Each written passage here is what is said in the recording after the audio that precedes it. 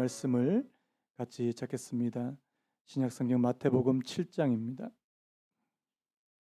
마태복음 7장 15절에서 20절까지 말씀을 우리 길지 않으니까 우리 한 목소리로 합독하기 원합니다. 마태복음 7장 15절에서 20절까지 우리 한 목소리로 또박또박 같이 읽겠습니다. 시작. 거짓 선지자들을 삼가라. 양의 옷을 입고 너희에게 나오나 속에는 노략질하는 일이라. 그들의 열매로 그들을 알지니 가시나무에서 포도를 또는 엉겅퀴에서 무화과 나무를 따겠느냐.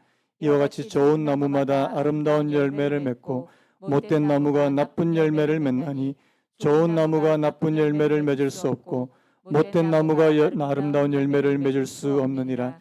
아름다운 열매를 맺지 않는 나무마다 지켜 불에 던져지느니라. 이러므로 그들의 열매로 그들을 알리라. 아멘. 오늘 말씀의 제목을 한번 따라 보시겠습니까? 열매로 알리라. 한 번 더요. 열매로 알리라. 제가 어제 말씀을 준비하다가 예전에 제가 사놓은 책이었습니다. 이게 산상수훈을 아주 간략하지만 아주 통찰력 있게 그렇게 쓴 책인데요. 스카이 제서니, 제가 그 단톡방에도 제가 그 그림을 올려드렸는데요. 예수님의 진심이라는 책입니다. 이 책에서 제가 좀 이렇게 인상 깊게 봤던 부분이 있어요. 이게 뭐냐니까 이 책의 저자 되시는 분이 미국 분인데 이 미국에서 굉장히 영향력 있는 뭐 이름만 대면 다 알 수 있는 그런 유명한 이 목회자를 인터뷰한 내용이 거기에 좀 담겨 있거든요. 제가 그 부분을 짧게 읽어드리고 오늘 말씀을 좀 시작하려고 하는데요. 목회 초기부터 그의 교회는 급성장을 거듭했다. 매주 수천 명이 그의 설교를 듣기 위해 찾아왔고 전국을 넘어 전 세계의 목회자들이 그에게 성장 비법을 물어왔다. 그는 심지어 눈부신 목회 성과로 상까지 받았다. 겉으로는 모든 것이 완벽하게 보였다. 여러분, 이게 대단한 거 아닙니까? 누가 봐도 겉으로 이 목회적인 성과적인 부분에서 보면 뭐 대단한 업적, 대단한 성과를 거두었다 이렇게 말할 수 있습니다. 사실 많은 목사님들이 이런 거 원하거든요. 뭐 저라고 뭐 예외겠습니까? 뭐 교회를 시작하면 막 구름대 같이 목사님들이 항상 그 구름대를 되게 좋아해요. 구름대 같이 성도들이 막 몰려오게 하시고 이런 기도를 많이 하시는데요. 그래서 여러분, 그래서 이분을 누구나 다 부러워했다는 거예요. 근데 여러분, 그 뒤에 반전이 있습니다. 한번 들어보실래요? 하지만 그 목사는 자신의 내적인 삶이 엉망이며 자신의 주변 사람들이 다 그것을 눈치채고 있다고 고백했다. 그의 결혼 생활은 파탄 직전이었고 자녀들은 그에 대한 분노를 품고 있었다. 하나님과의 교제는 거의 없다시피 했다. 그의 영혼은 분노와 원망, 근심만 낳고 있었다. 여러분, 이게 어떻게 가능한 일입니까? 겉으로 보기에는 너무나도 화려한 그런 목회적인 성과로, 목회적인 열매라 그럴까요? 성과라 그럴까요? 그런 것으로 인해서 모든 목회자들과 사람들의 부러움이 대상이 되는데 실상 자신의 어떤 개인적인 내면의 삶이나 가정의 삶을 들여다보니까 전혀 그렇지 않더라는 겁니다. 가정은 뭐 깨어질라 그러고 자신은 하나님과의 교제도 전혀 이루어지지 않고 여러분 이 이유가 뭐냐는 거예요. 그런데 그 책에서 말하는 이 핵심적인 요지가 뭔지 아십니까? 왜 이런 괴리, 이런 큰 괴리 현상이 일어나냐 하니까 바로 잘못된 열매를 추구한 결과였다. 뭐 이렇게 이야기하는 겁니다. 잘못된 열매요. 그러면서 이 책에서 되게 재미있는 표를 하나 이렇게 딱 이렇게 그려놓은 거예요. 제가 어제 이걸 그냥 복사하려니까 좀 그래가지고 제가 일부러 파워포인트에 만들었습니다. 제 노고를 알아주시면 괜히 또 이런 얘기 그래서 거기 보면 이렇게 딱 두 부류의 집단이 있어요. 한 부류가 이 이름이 되게 재밌는데요. 복음주의 산업단지. 이게 무슨 의미인지 제가 설명해 드릴게요. 그 다음에 하나는 하나님의 나라라고 하는 이 두 부류의 집단이 있는데 이 두 부류의 집단이 강조하는 중요하게 생각하는 그 열매가 다르다는 거예요. 이 복음주의 산업단지라는 말이 웃긴데 이게 무슨 의미냐니까 교회라는 이름으로 세상적인 성과를 강조하는 뭐 그런 집단을 이 복음주의 산업단지래요. 여기서 중요하게 생각하는 열매가 뭡니까? 한번 읽어보실래요? 첫 번째 보이세요? 성과. 두 번째 뭐예요? 힘. 그 다음 세 번째 뭐예요? 파급력. 그 다음에 영향력, 인기, 시대 부합. 뭐 이런 것들을 좋아하더라는 거예요. 여러분 이런 거 다 좋은 겁니까? 뭐 나쁜 건 아닌 것 같아요. 성과, 힘, 파급력, 영향력, 인기, 부합. 그런데 정작 하나님의 나라에서 중요하게 생각하는 열매는 따로 있더라는 거죠. 자, 그 오른쪽에 한번 우리 같이 한번 읽어볼까요? 같이 한번 읽겠습니다. 시작. 후함, 자비, 정직, 온유, 충성, 겸손. 여러분 이게 좀 굉장히 대조적이지 않습니까? 왼편에 이 복음주의 산업단지에서 중요하게 여기서 좋아하는 이런 열매는 겉으로 보이는 것들이 많아요. 성과, 힘, 파급력, 인기. 그런데 거기에 비해서 하나님의 나라에서 말씀하시는 그 열매는 눈에 보이지 않는 것들이에요. 뭐 관대하고 자비하고 정직하고 온유하고 충성하고 겸손 뭐 이런 것들입니다. 솔직하게 여러분 어느 쪽이 더 좋으세요? 여러분들은 어느 쪽을 더 많이 추구하는 것 같아요?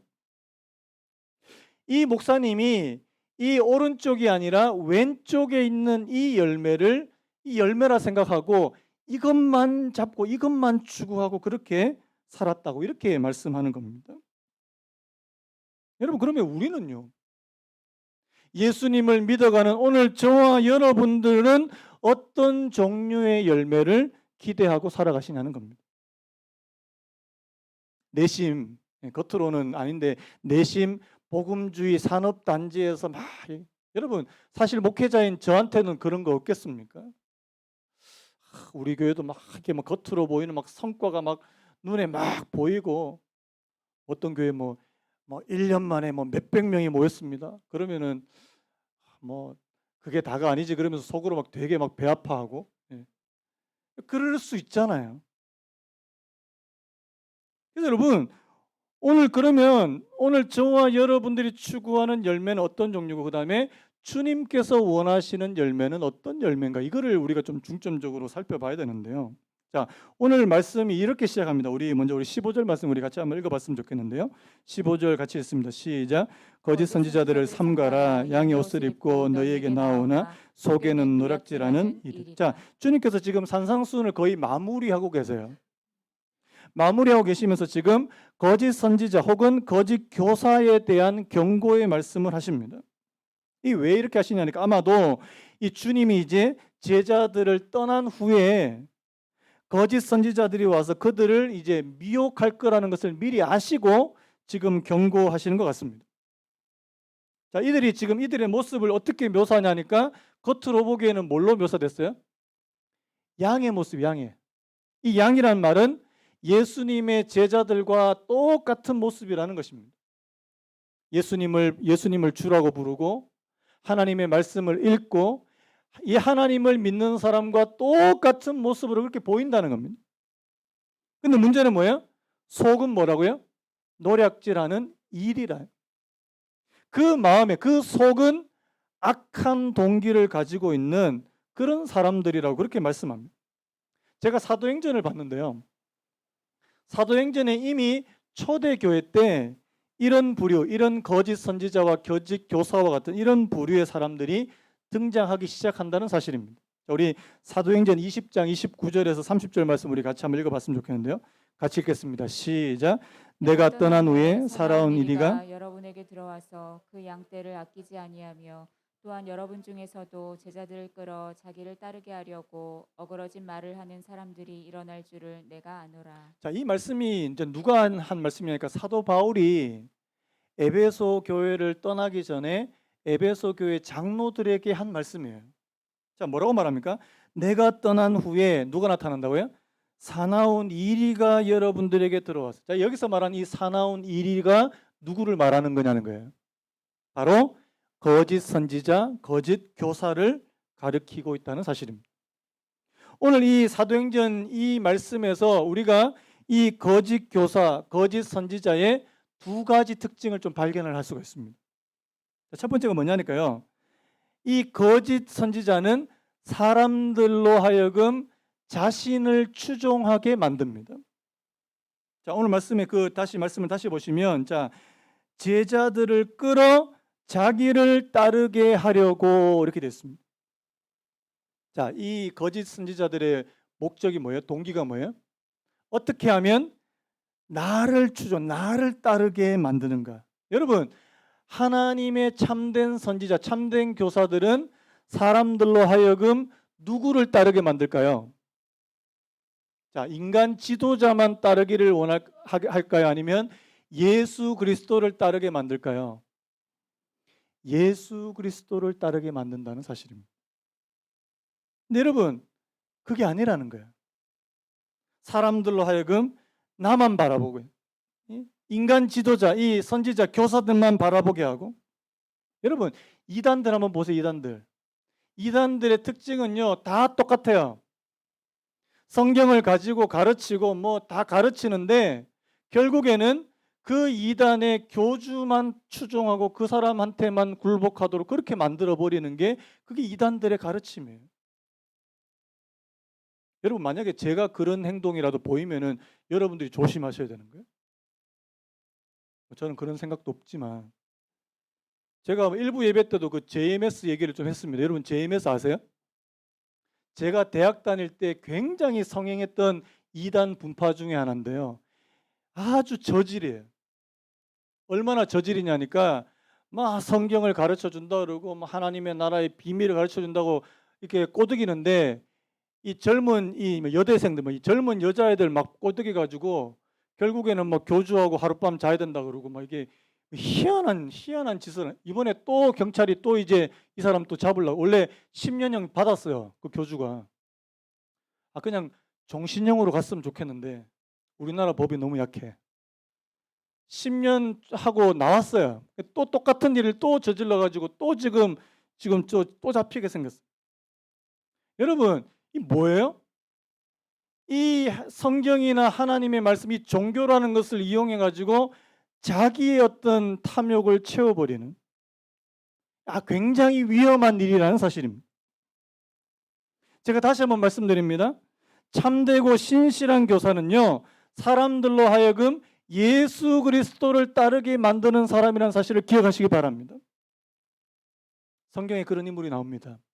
여러분 생각에 예수님을 따르게 만들었던 그 대표적인 사람 누구라고 생각되세요? 저는 세례 요한을 꼽아요. 세례 요한. 자, 요한복음 3장 26절 우리 같이 한번 읽어볼까요? 요한복음 3장 26절 시작.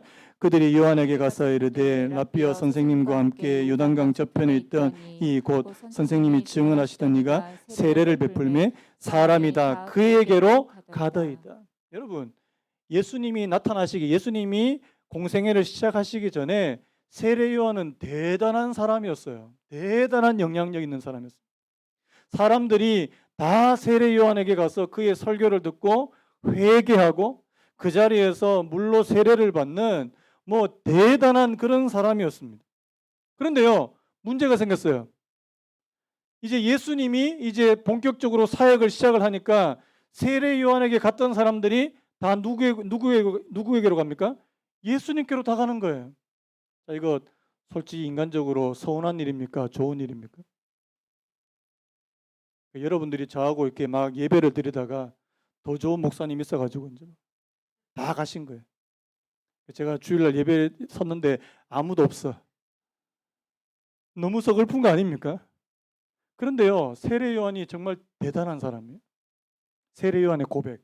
자, 우리 30절 우리 같이 한번 큰 소리를 읽어볼까요? 시작. 그는 흥하여야겠고 나는 쇠하여야 하리라. 자, 누가 흥해야 된다고요?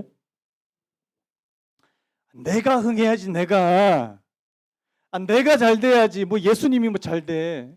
아니에요. 세례 요한은 예수님이 잘 되고 예수님이 흥해야 된다고.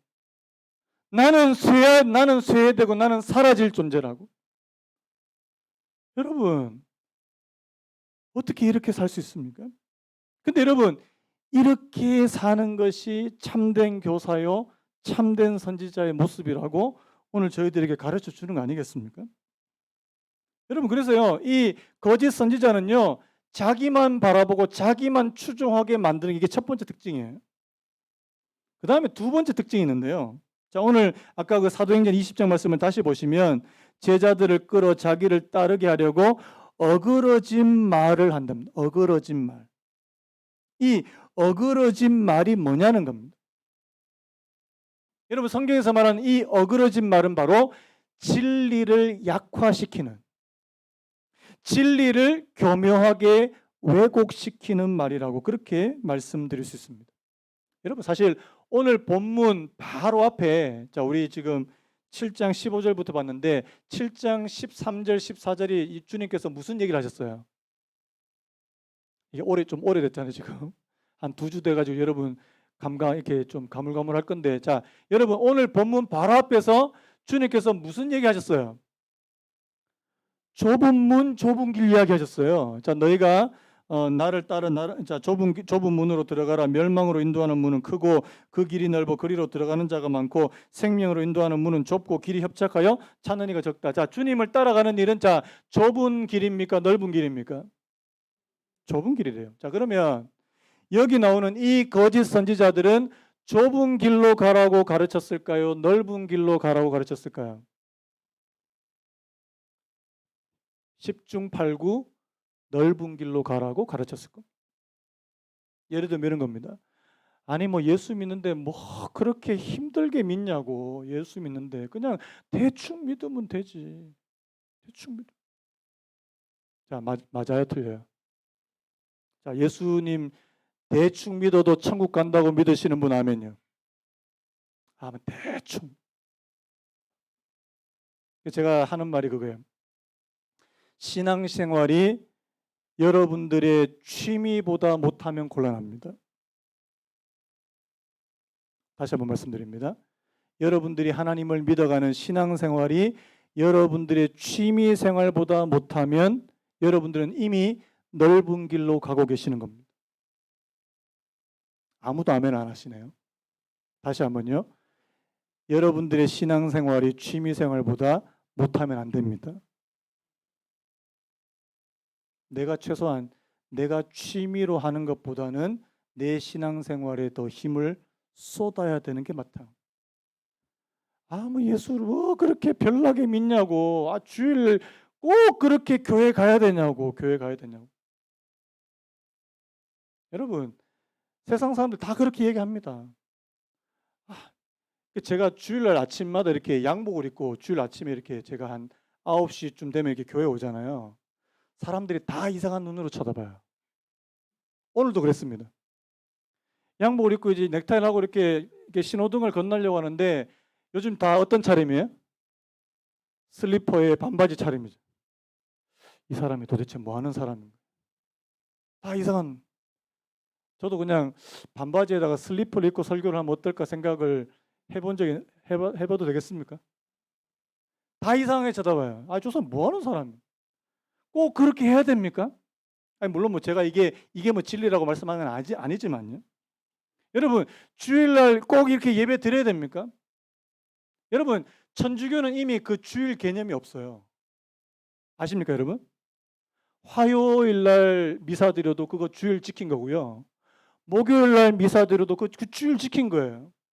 이미 주일 개념이 이미 성당에서는 이제 사라진 지 오래입니다. 여러분, 개신교도 그렇게 될 가능성이 저는 보이는 것 같아요. 왠지 아십니까? 주일날 이제 뭐 예배 드릴 수 있는 환경이 점점점 안 되거든요. 여러분, 앞으로는 여러분 주 5일인데 나중에 주 4일 되면 나머지 3일 뭐 하실래요? 일주일에 3일이나 쉬어? 일주일에 3일이나 하시면 여러분 뭐 하시겠습니까? 여러분, 점점 더 주일 지키기 어려운 문화 될 거예요.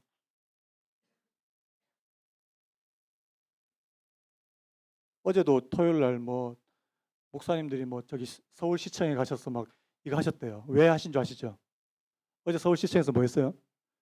퀴어 축제. 저는 솔직히 그 가서 괜히 물론 동성애를에 대해서 막 사명감을 가지고 그렇게 하시는 분들 저 이해는 되는데 한편으로는 좀 걱정이 돼요.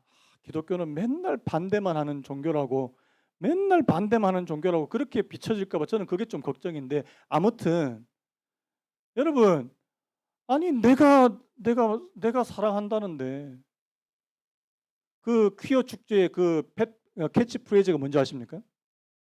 사랑이 혐오를 이긴다예요. 사랑이 혐오를 이긴대요. 아, 내가 사랑한다는데 그게 남자면 어떻고 그게 여자면 어때? 여러분 어떻게 보세요? 제가 무슨 얘기하다 여기까지 갔는지 모르겠는데요. 여러분 세상은 또 거짓 선지자는 넓은 길 넓은 문으로 가래요. 우리 원하는 대로 넓은 문 넓은 길 가래요. 예전에 제가 그 구원파에서 나오셨는데 그 구원파에 대해서 얘기하는 거 제가 직접 들은 기억이 있거든요. 구원파에서 뭐라고 가르치냐니까요. 내가 예수님으로 인해서 구원을 받았다고 깨닫기만 하면, 자, 깨닫기만 하면 무슨 짓을 해도 천국 간다. 이렇게 가르친대요. 자, 여러분, 요거 맞는 말입니까? 틀린 말입니까? 다시 한번요. 내가 예수님으로 인해서 구원을 받았다고 깨닫기만 하면 무슨 짓을 해도 천국에 간다. 이거 맞는 말이에요? 틀린 말이에요? 틀린 말입니다. 여러분 만약에 그 말이 맞다면 주님께서 산상수훈을 왜 말씀하셨고 좁은 길과 좁은 문을 왜 말씀하셨겠냐고요. 말씀하실 필요 없어요. 왜? 내가 무슨 짓을 해도 천국 가는데. 그거 아니에요. 잘못된 가르침이고 위험한 가르침이라는 사실입니다. 성경은 절대 그렇게 말씀하지 않습니다. 제가 청년 시절 때 저도 전도 훈련도 받고 이렇게 사역리 가지고 전도 훈련 받았는데 또 마음이 좀 불편했던 한 가지 점이 뭐였냐니까 영접 기도를 너무 쉽게 시켜요. 복음을 제시하고 복음 설명 잠깐 한 5분 정도 하고 예수님을 믿기로 결심하고 예수님 믿기로 결단하십니까? 한번 물어보고 그냥 고개 끄덕끄덕하면 그냥 영접기도 시키고 아 당신은 이제 하나님의 자녀가 됐습니다. 이렇게 그냥 얘기해 버려요. 저는 그게 너무 불편한 거예요. 여러분 하나님께서 물론 그 5분 만에 하나님께서 그 영혼의 마음의 문을 여시고 그에게 진짜 복음이 들어가서 하나님을 믿게 하실 수 있지만요. 대부분의 경우가 다 형식적이에요.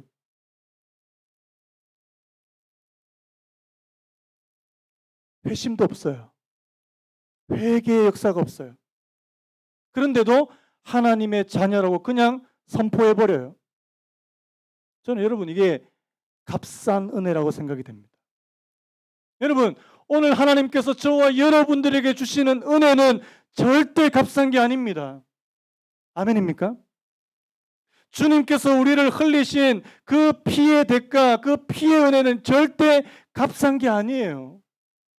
그런데 사람들은 너무나도 값싸고 헐값으로 그냥 그렇게 다 넘겨버리는 거 아닙니까?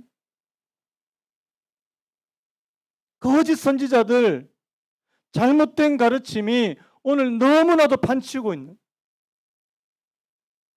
이런 가르침을 조심하라고 성경은 말씀하고 있다는 사실. 주님은 양의 탈을 쓴 이리와 같은 거짓 선지자들을 삼가라. 여러분 삼간다는 말은 무슨 뜻이에요? 한번 따라해 보시겠습니까? 조심하고 분별하고 경계하라. 보네포 목사님 이런 말씀하신 한번 들어보시겠습니까? 그는 그리스도인들이 남의 말을 쉽게 믿는다는 것을 알고 자신의 음험한 목적을 그리스도인의 경건이라는 가면으로 가려놓는다. 그러고는 자신의 악이 없는 변장이 들키지 않고 지나가기를 바란다. 마치 자신이 하나님을 잘 믿는 사람인 양 자신을 포장하고 사람들을 잘못된 길로 이끄는, 저는요 여러분들을 절대 잘못된 길로 이끌기를 원치 않습니다. 여러분들에게 성경에서 말씀하시는 그 좁은 길을 제시하기 원하고요. 여러분 좁은 길은 바로 하나님의 말씀에 전적으로 순종하는 길인 것을 믿으시기 바랍니다. 산상수훈대로 사셔야 돼요. 여러분, 산상수훈의 말씀대로 살아가게 되시기를 예수님의 이름으로 축복합니다. 다시 한번요. 산상수훈의 말씀대로 살아가시기를 축복합니다. 누가 오리 가자 그러면 심리 동행해 주세요. 쉽지 않죠? 자, 누가 여러분 오른뺨을 세게 때렸어요. 왼뺨 돌려대실 분. 산상수훈에서 주님께서 하신 말씀 굉장히 높은 수준입니다. 절대 쉽지 않습니다. 내 자신을 부인해야 할 수 있는 일들이 굉장히 많습니다. 원수 사랑하는. 하지만 그렇게 살아가는 것이 하나님 좁은 길이라고 말씀하고 계신다는 사실입니다. 여러분, 이거를 여기서 우리가 타협하면 안 됩니다. 여기서 타협하면 안 돼요. 그냥 대충 해도 그냥 다 천국으로 다 그냥 무더기로 다 간다. 아닙니다. 그래서 여러분, 오늘 저와 여러분 1차적으로 거짓 선지자와 거짓 교사의 그 가르침을 우리가 삼가 주의할 수 있는 그런 은혜가 있기를 간절히 바라는데요. 자, 그렇다면 우리가 어떻게 참된 선지자, 참된 교사 혹은 거짓 선지자를 구별할 수 있을까 하는 부분입니다. 여러분, 오늘 이 말씀에서 핵심적인 부분이 여기 있는 거예요. 그러면 우리가 구별을 해야 되는데 이것이 참된 가르침인지 거짓된 가르침인지 그리고 그 사람이 참된 하나님의 지도자인지 아닌지를 구별하는 방법 딱 한 가지입니다. 바로 그들이 맺는 열매라는 사실, 열매예요. 자, 우리 16절 말씀 우리 같이 한번 읽어볼까요? 16절 시작. 그들의 열매로 그들을 알지니 가시나무에서 포도를 또는 엉겅퀴에서 무화과를 따겠느냐. 20절도 읽겠습니다. 시작. 이러므로 그들의 열매로 그들을 알리라. 제가 결론을 먼저 좀 당겨서 여러분들에게 말씀드립니다. 오늘 이 말씀은 거짓 선지자와 참 선지자를 구별하는 척도임과 동시에 오늘 저와 여러분들이 하나님 앞에서 참된 신자인지 아닌지를 가늠해 주는 중요한 척도이기도 하다는 사실입니다. 자, 제가 설명드릴게요. 주님이 지금 나무와 열매의 비유를 가지고 말씀합니다. 자, 그런데 그 나무의 종류가 뭔지를 몰라요. 저도 시골에서 자랐지만 저도 나무에 대해서 잘 모릅니다. 그런데 그 나무의 종류를 알 수 있는 가장 좋은 방법은 뭐라고요? 뭐가 열리느냐? 자, 사과나무에 뭐가 열릴까요? 너무 쉽습니까? 배나무에 뭐가 열려요? 자, 사과나무에 배 열립니까? 자, 사과나무에 포도 열리나요? 몰라요. 모르겠어요. 요즘에 그렇게 이렇게 조작하면 되는지 모르겠는데 여러분, 이거는 만고불변의 진리라는 겁니다. 그 열매를 보면 그 나무의 종류를 알 수 있다는 사실입니다. 자, 다른 말로 하면, 자, 오늘 저와 여러분들의 삶에서 맺는 열매를 보면, 자, 그 사람이 어떤 사람인지 알 수 있을까요, 없을까요? 있다는 사실. 주님께서 여기서 한 걸음 더 나가서 뭐라고 얘기하냐니까 좋은 나무, 나쁜 나무, 좋은 나무, 못된 나무 또 구분하십니다. 자, 좋은 나무는 자, 어떤 열매를 맺을까요? 좋은 열매를 맺는데요. 못된 나무는요? 나쁜 열매를.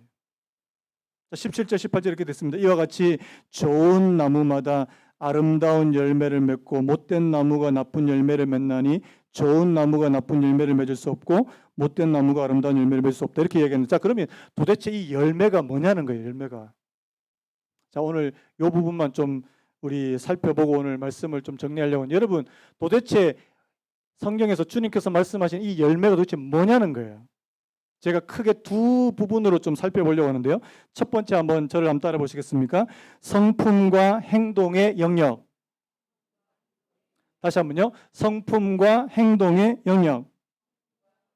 자, 우리 요한복음 15장, 오늘 교동문인데요. 요한복음 15장 5절 우리 같이 한번 읽어봤으면 좋겠습니다. 시작. 나는 포도나무요 너희는 가지라. 그가 내 안에 내가 그 안에 거하면 사람이 열매를 많이 맺나니 나를 떠나서는 너희가 아무것도 할 수 없습니다. 자, 주님께서 지금 포도나무 가지 얘기하시는데 여기서도 열매가 나옵니다. 자, 여기서 말하는 열매가 도대체 뭐냐는 거예요. 많은 학자, 대부분의 분들이 이렇게 해석하십니다. 여기서 말한 주님께서 말씀하시는 이 많은 열매는 바로 그리스도를 많이 많이 닮아가는 것이라는 사실입니다. 여러분 이 사실 인정하십니까? 그리스도를 닮은 성품, 그리스도를 닮은 인격을 오늘 이 열매라고 먼저 표현하신다는 사실입니다. 자, 그런데 요한복음 15장 5절에 보니까 자, 어떻게 열매를 맺을 수 있다고요? 어떻게 열매를 맺는데요? 그가 내 안에, 내가 그 안에 거하면. 자, 그가 내 안에, 내가 그 안에 거하는 게 뭐예요? 주님과 연합하는 것입니다. 주님과 함께 사는 것입니다. 자, 함께 살면 닮아요, 안 닮아요? 자, 함께 살고 계시는 분 닮을까요, 안 닮을까요? 희한하게 닮아요. 오래되면 오래될수록 더 많이 닮아요. 주님과도 마찬가지라는 사실입니다. 우리가 주님과 함께하는 시간이 많아지면 많아질수록 주님을 더 많이 닮아간다. 여러분, 그리스도인을 이렇게 묘사하는 게 이게 맞을까 틀릴까 여러분 한번 판단해 보세요. 자, 성격이 괴팍하고 아주 교만한 그리스도인. 자, 요게 성립될까요, 안 될까요? 다시 한번. 성격이 죄송합니다. 지랄 맞고 교만한 그리스도인. 이거는 마치 이것과 똑같아요. 따뜻한 아이스 아메리카노. 이거 똑같은 거예요. 따뜻한 아이스 아메리카노 있어요, 없어요? 없어요. 성격이 괴팍하고 교만한 그리스도인 없어요. 왜? 주님 자체가 성격이 괴팍하고 교만하시지 않아요. 여러분, 성격이 온유하시고 겸손한 그리스도인으로 자리매김되시기를 예수님의 이름으로 축복합니다. 아멘입니까? 자, 이게 성령의 9가지 열매하고도 이게 상통되는데, 자, 이게 일맥상통한데 우리 갈라디아서 5장 22절 23절 같이 읽어봤으면 좋겠습니다. 시작. 오직 성령의 열매는 사랑과 희락과 화평과 오래 참음과 자비와 양성과 충성과 온유와 절제니 이 같은 것을 금지할 법이 없느니라. 여러분, 성령님도 우리 안에 거하시면 자, 뭐를 맺는다고요? 이런 종류의 성품의 열매. 여러분 여기 나오는 이 성령의 9가지 열매는 오늘 저와 여러분들의 성품과 밀접한 관계가 있다는 사실입니다. 성령님이 우리 안에 계시면요 열매를 맺는데요. 어떤 열매요? 사랑이래요. 희락이고요. 화평이고요. 오래 참음. 그래서 여러분들이 성령의 열매를 맺어가시면 여러분들이 다른 데 들어가면 그곳이 화평한 곳이 될 줄로 믿습니다. 자, 여러분은 피스메이커 하기 원하세요? 트러블 메이커 하기를 원하십니까? 자, 나는 솔직하게 나는 트러블 메이커다. 자, 저는 피스메이커입니다. 저는 여러분 축복합니다. 여러분들은 피스메이커 하시기 바라요. 여러분이 딱 들어가면 그곳이 아주 이게 분위기가 좋아지는. 나만 들어가면 분위기가 이상해. 나만 들어가면 사람들이 다 흩어져. 굉장히 곤란합니다. 여러분, 화평이래요. 화평. 이거 성령의 열매래요. 우리가 보통 성령 이야기하면 성령의 은사 이야기해가지고 방언, 예언 이것만 말하는 게 아니에요. 여러분, 성령님께서 오늘 저희 안에 계시면요. 예수 그리스도의 성품을 만들어 가신다는 사실입니다. 여러분 성령의 9가지 열매는 다 예수님 성품이에요. 자, 그 중에서 딱 한 가지만 한번 생각해 볼게요. 자, 절제만 생각해 볼게요. 절제. 성령의 9가지 열매 중에 마지막 절제. 자, 여러분들이 여러분들이 하나님 믿는 사람 맞습니까? 아멘입니까? 자, 근데 내 삶에 절제가 있습니까? 자, 먹는 거, 입는 거, 자는 거, 다른 사람 배려하는 거. 자, 절제 있는 분 아멘. 절제가 하나도 없어요. 무절제. 어떤 분 이렇게 얘기하더라고요. 아니 내가 가지고 있는 것 갖고 내 마음대로 하겠다는데 당신이 왜 그래? 여러분 이렇게 말하면 아직까지 절제가 뭔지를 모르시는 분이에요. 제가 그 예를 한번 들어볼게요. 자, 고린도전서 9장 12절입니다. 이 사도 바울이 하는 고백입니다. 자, 우리 고린도전서 9장 12절 우리 같이 한번 읽어보겠습니다. 시작. 다른 이들도 너희에게 이런 권리를 가졌거든 하물며 우리일까 보냐. 그러나 우리가 이 권리를 쓰지 아니하고 범사에 참는 것은 그리스도의 복음에 아무 장애가 없게 함이로다. 이게 무슨 말이냐니까요. 지금 사도 바울이 고린도 지역에서 고린도 사람들에게 복음을 전하고 선교 활동을 하는데, 자, 보통 선교사님들이나 사역자들은 그 교회에서 뭘 받습니까? 생활비나 사례비를 받잖아요. 저도 받아요. 근데 사도 바울이 안 받는 겁니다. 자기가 직접 나가서 텐트를 치고 장막을 만들고 장막을 팔아가지고 자기가 스스로 생계를 책임지면서 지금 복음을 전하고 있다는 겁니다. 여러분, 왜 이렇게 하는 거예요? 사도 바울이 이렇게 말합니다. 다른 이들도 너희에게 이런 권리를 가졌거든 하물며 우리일까 보냐. 우리는 그런 권리가 없어서 그렇게 안 하는 줄 아느냐. 여러분, 절제는 뭐예요? 내가 할 수 있는 자유와 권리가 있음에도 안 하는 거예요. 아멘입니까? 나 권리 있는데요?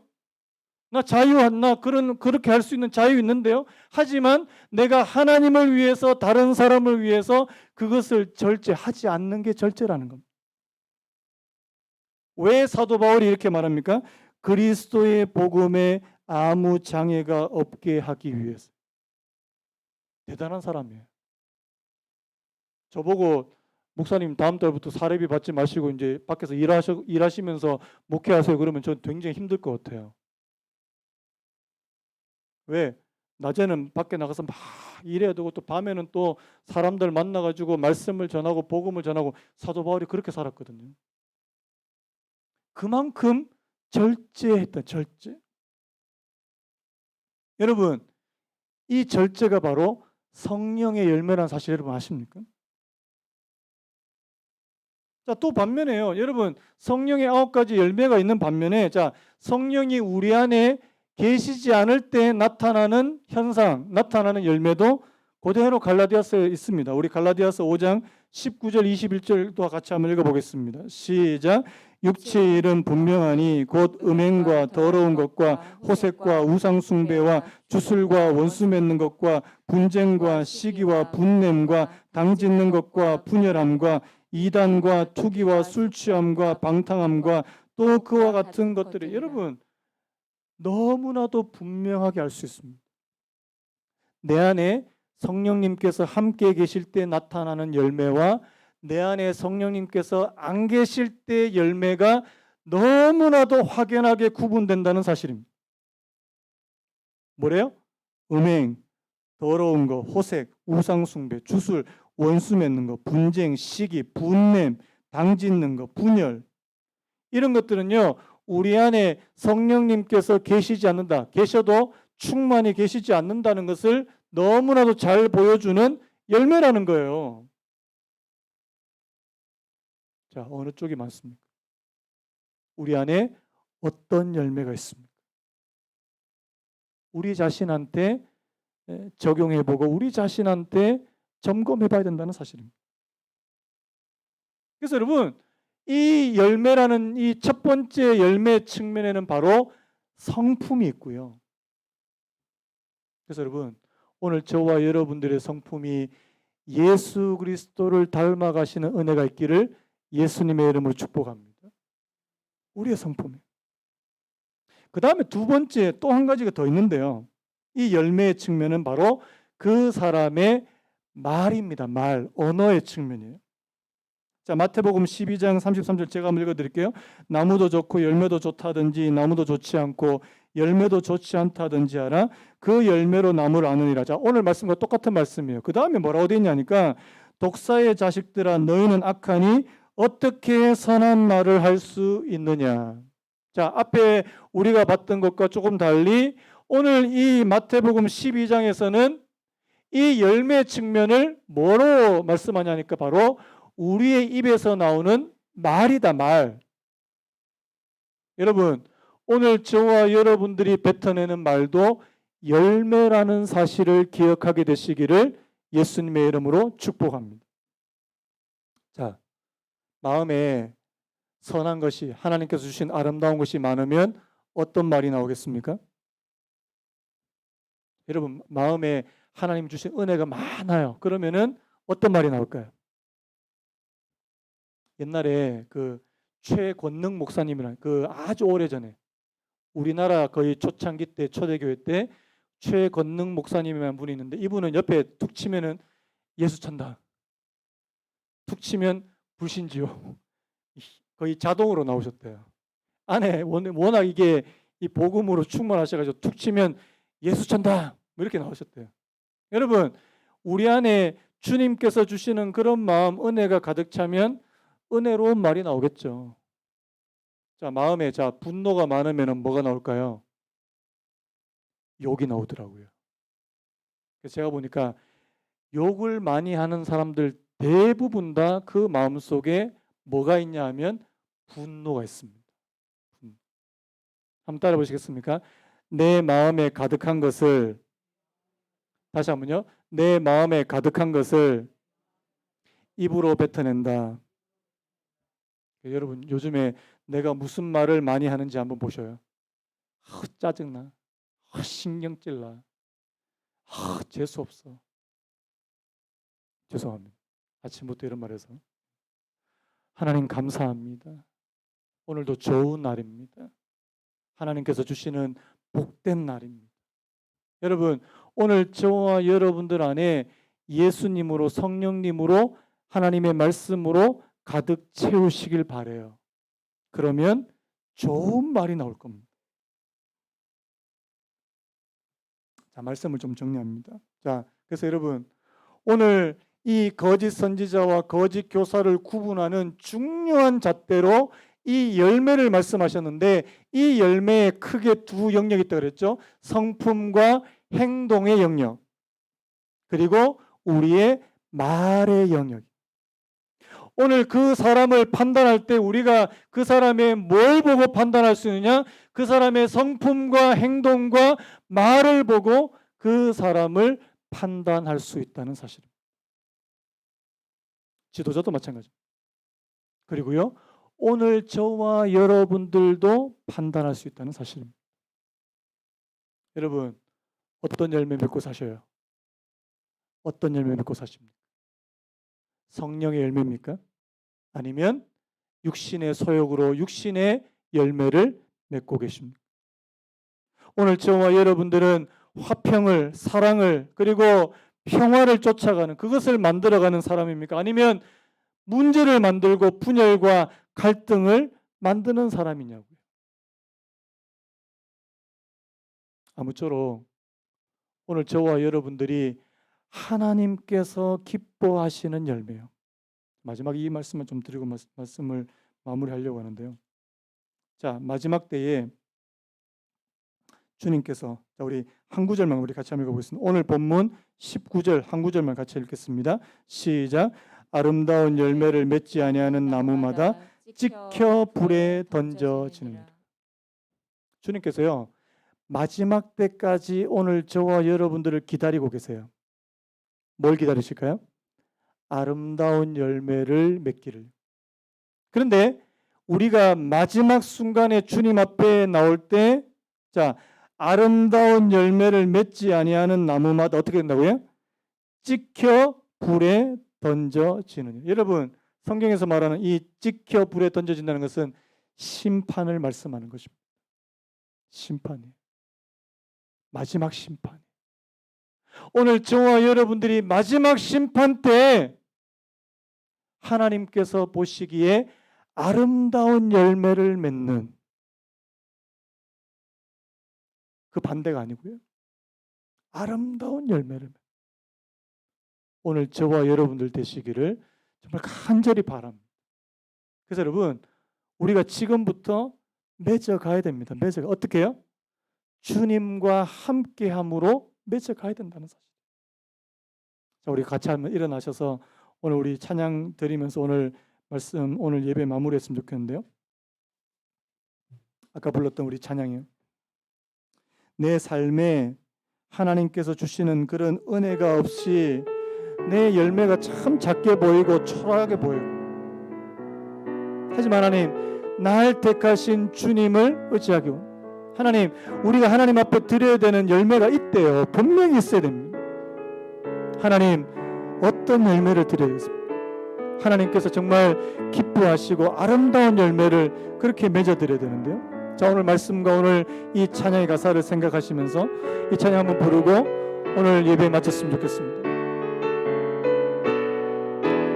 의지했던 모든 것 변해가고, 의지했던 모든 것 변해가고, 억울한 마음을 가져가는 부끄럼 없이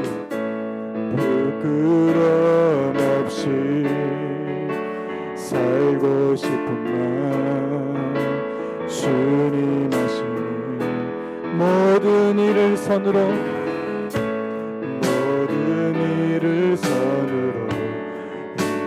이겨내고, 죄의 유혹을 따르지 않는 나를 구원하신 영원한 그 사랑, 그 신비는 날 붙드신 주어진 내 삶이 작게만 모여도 선하신 주 나를 이끄신 분을, 주심을 보시는 주님만 따르네. 날 택하신 주만 의지해. 상황에 무너질지라도 예수 능력이 나를 붙드네. 보지 않아도 주님만 따르네. 내 평생 주님을 노래. 우리 후렴만요. 주어진 내 삶이 작게만 보여도 선하신 주 나를 이끄신 분을, 주님만 따르네. 날 택하신 주만 의지해. 상황에 무너질지라도 예수 능력이 나를 붙드네. 보이지 않아도 주님만 따르네. 내 평생 주님을 노래하리라. 여러분들은 지금까지 예수님을 믿어오시면서 어떤 열매를 많이 맺으셨다고 생각이 되십니까? 나는 지금 주님 앞에 어떤 열매를 내가 자신 있게 내어놓을 수 있다고 생각이 되세요? 하나님, 아직까지 내가 주님께 드릴 만한 거 하나도 없는데요. 여러분, 포도나무가 첫 수확, 포도나무 열매를 얻을 때까지 3년의 시간이 걸린답니다. 3년의 시간. 농부가 3년 동안 거름주고 온갖 정성을 다해서 이 포도나무를 키웁니다. 그리고 3년 만에 첫 수확을 얻게 돼요. 그때 여러분, 정말 농부가 원했던 것만큼 그렇게 주렁주렁 그 포도나무의 열매가 맺힌다면 그 농부의 마음은 막 뛸 듯이 기쁠 거예요. 그런데 하나도 맺지 못했다.